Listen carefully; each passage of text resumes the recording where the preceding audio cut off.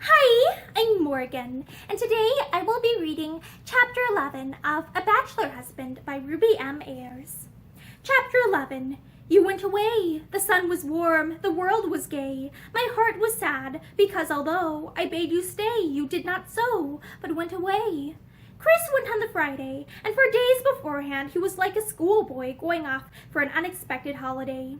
He packed his things long before they would be needed, and unpacked them again because he wanted to use them. He took stacks of clothes and golf sticks and a brand new fishing rod, which he put together for Marie's benefit, showing her how perfectly it was made and telling her what sport he hoped to have with it. Marie tried to be enthusiastic and failed. Once, long ago, she had stood on a riverbank with Chris and watched him play a trout, finally landing the silvery thing on the grassy bank, where it lay and gasped in the burning sunshine before he mercifully killed it with a stone. She had hated the sport ever since. It had seemed so cruel, she thought. In a moment of bravado, she had once dared to say so to him, and had never forgotten the stony look of disapproval with which he regarded her. Cruel? He echoed scathingly. How in the world do you suppose fish are caught, then? You seem to like them for breakfast, anyway. She knew that was true enough, but to see them served up cooked and inanimate was one thing, and to see them dragged from the clear depths of a river to gasp life away on the bank was quite another. Chris put the new rod away rather offendedly. Of course, you don't care for sport, he said. I forgot. That hurt more than anything, especially as she knew that either Dorothy Webber or Mrs. Harriet would have thoroughly entered into a discussion with him upon the merits of bait and the various catches he had successfully landed. Marie did her best during those last few days, but all her efforts went singularly unrewarded. Chris was too engrossed in his preparations to take much notice of her, though once he brought her the old tweed coat to have a button sewn on, and once he asked diffidently if she would mind marking some new handkerchiefs for him.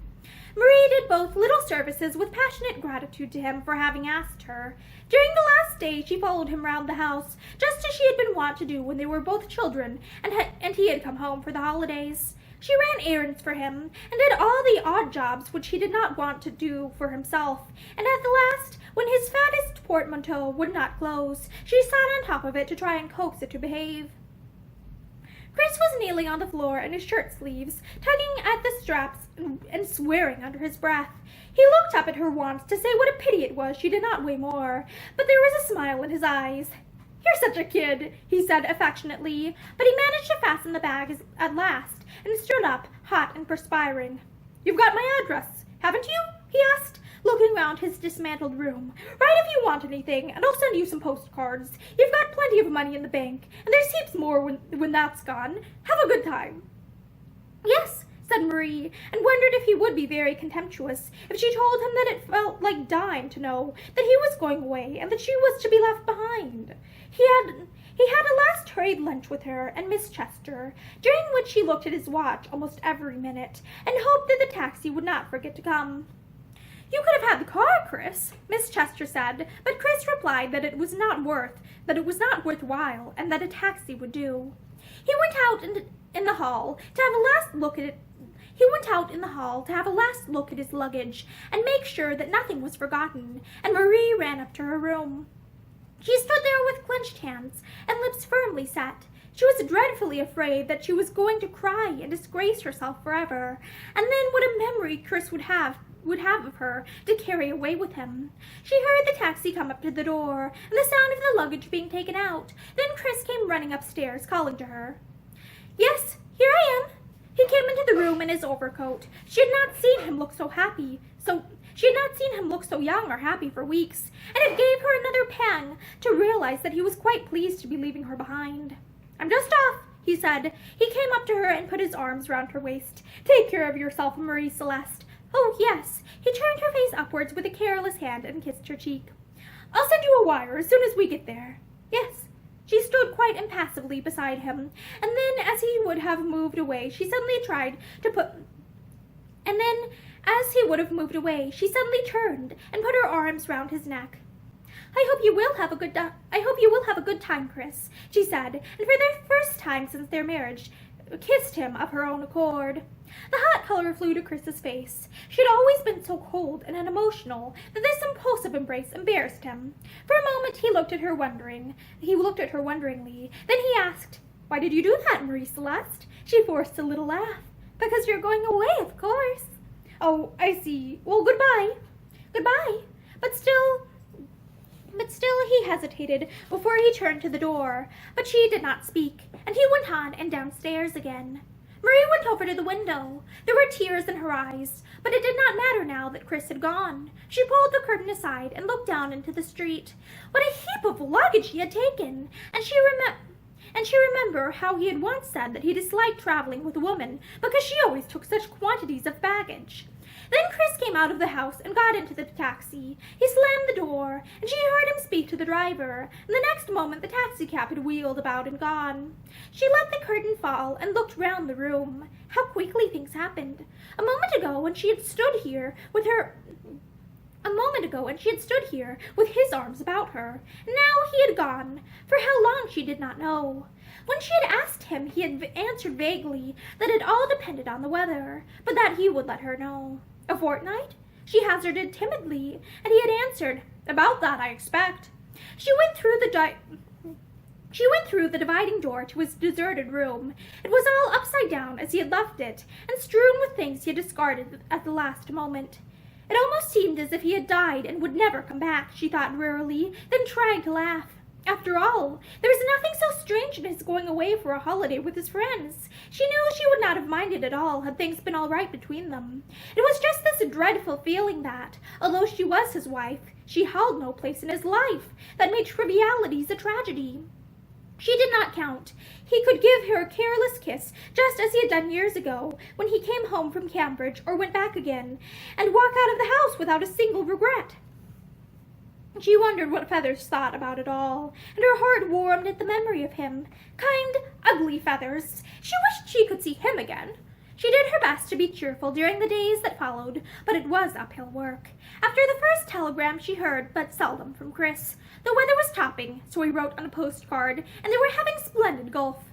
He never mentioned Feathers, or spoke of coming home, and it seemed to Marie as if he and she were in different worlds. That he could enjoy himself and be quite happy without her seemed an impossibility when she was so miserable and restless. Then one morning she ran across young Atkins in Regent Street. She would have passed him without recognition, but that he stopped and spoke her name. "Mrs. Lawless!" He was unfeignedly delighted to see her. He insisted on her lunching with him. "I've thought about you ever since we said goodbye," he declared. "I've often longed to call, but did not like to." She laughed at his eagerness. "Why ever not? I gave you my address. I should have been awfully pleased to see you." "Really? It's topping of you to say so, but I don't think Chris would have been exactly tickled to death. He never forgave me for nearly drowning you, you know." "Nonsense! And besides, you didn't nearly drown me. It was my own fault." She laughed suddenly. "You know, I never gave you that promised box of cigarettes. Don't you remember that we had a bet of a box of chocolates against a box of cigarettes? Well, you won." She was delighted to see him again. He was very young and cheerful, and quite open in his adoration of her. Nobody had ever looked at Marie with quite such worshipful eyes, and though she knew it was just a boy's absurd fancy, she was grateful to him for it. They had a merry lunch together, and afterwards Marie took him back to see Miss Chester. "I thought you were going to Scotland with Chris and Mr. Dacres," she said as they walked. "I thought you were going to Scotland with Chris and Mr. Dacres," she said as they walked home. "So I wanted to, but they didn't seem exactly keen. And besides, I don't care about Ashton Knight, you know. Awful ass, I think." "I don't think I like him very much either," Marie admitted reluctantly. "And anyway, I'm glad you didn't go." She smiled into his beaming face. "Perhaps we could go to some theaters together." "Could we? By Jove, that would be ripping! I say, it's an awful piece of luck running across you like this, you know." Miss Chester liked young Atkins. She thought him a very charming boy. She told Marie when, at last, he took a reluctant departure, arranging to call again next day. "He's a friend of Chris's, you say?" "Yes, we met him when we were away." "A very nice boy." "A thorough gentleman," Miss Chester said complacently. "I hope he will call often." Marie laughed. I'm sure he will with the least encouragement," she said. He had done her good, and she quite looked forward to seeing him again. She wrote to Chris that night and told him of their meeting. "It was quite by chance, but I was very pleased to see him, and we are going to a theater together tomorrow." She knew that all her letters to Chris were stiff and uninteresting, but she was in constant dread of letting him read between the lines and guess how unhappy she was. For his benefit, she often manufactured stories of things she had supposed to have done and entertainments she had visited. He should not think she was moping or wanted him back. She would do without him if he could do without her. Young Atkins got tickets for the most absurd farce in town, and he and Marie laughed till they cried over it. Marie had only been to the theater half a dozen times in her life, and then always to performances of Shakespeare or some other classic. She told him quite frankly that she did not know when she had enjoyed herself so much. They went on to Bond Street together afterwards and ate an enormous tea. Although she was reluctant to admit it to herself, Marie knew that she had enjoyed herself far more with young Atkins than she had done that afternoon with Chris when he bought the pearls. She put up her hand with a little feeling of guilt in the necklace, which she was wearing. Young Atkins noticed the little gesture. "Are they real?" he asked. "Yes. Chris gave them to me. Mind you don't lose them. They must be worth an awful lot." "They are. Rather a lot." She assented listlessly, knowing that their value was nothing to her. He drew his chair a little nearer to hers. "When shall we go out together again?" "When you like. I can go on Saturday if you care about it." He pulled a long face. "Saturday? Why, that's another 3 days." "Well, we can't go every day," she protested, laughing. "Besides, don't you have to work?" "Yes, I'm in the governor's office, but he's away today, so I took French leave." "What will he say?" "He won't know, and I don't care if he does. It's been worth it." He was silent for a moment, then broke out again. "My governor's an old pig, you know. He's worth pots of money, but he won't do a thing for me. I hate an indoor job. I want to go to sea, but no. He drove me into his beastly office, and I loathe it." "What a shame." "Yes," he laughed with his old lightheartedness. "I don't see why we're bound to have fathers," he submitted comically. "Well, we'll go to another theater on Saturday," Marie consoled him. "Saturday is a half-day holiday for everybody, isn't it?" "Yes, till Saturday, then." He wrung her hand so hard at parting that her fingers felt quite dead for some seconds afterwards, but she had really enjoyed herself, and looked after young Atkins gratefully as he strode off down the street. "There's a letter from Chris," Miss Chester said as Marie entered the room. Her quick eyes noticed the color that rushed to her niece's cheeks. "Over there on the mantel-shelf." Marie took the treasure upstairs to read. She sat down on the side of the bed and broke open the envelope with trembling hands. She had not heard from him now for 3 days. She wondered if this was to say that he was coming home. "Dear Marie Celeste, hope you are well. I have had no letters from you since the end of last week. The weather has changed a bit up here, and we have had some rain. Father sent you a box of heather this morning. I don't suppose you'll care much for it, but he insisted on sending it. By the way, a curious thing happened yesterday. We were at the 3rd hole, and there were some girls on the green in front of us. One of them had lost a ball, and I found it. So we talked. And who do you think she turned out to be? Why, your friend, Dorothy Webber. It's a coincidence, isn't it? You never told me she was such a fine player. I've got a match with her this afternoon. She sent her love to you. I hope you are having a good time. I've got as brown as coffee since I came up here. Being out of doors all day, I suppose. By the way, if you look in my room, you'll find a box of new golf balls. You might send them up to me.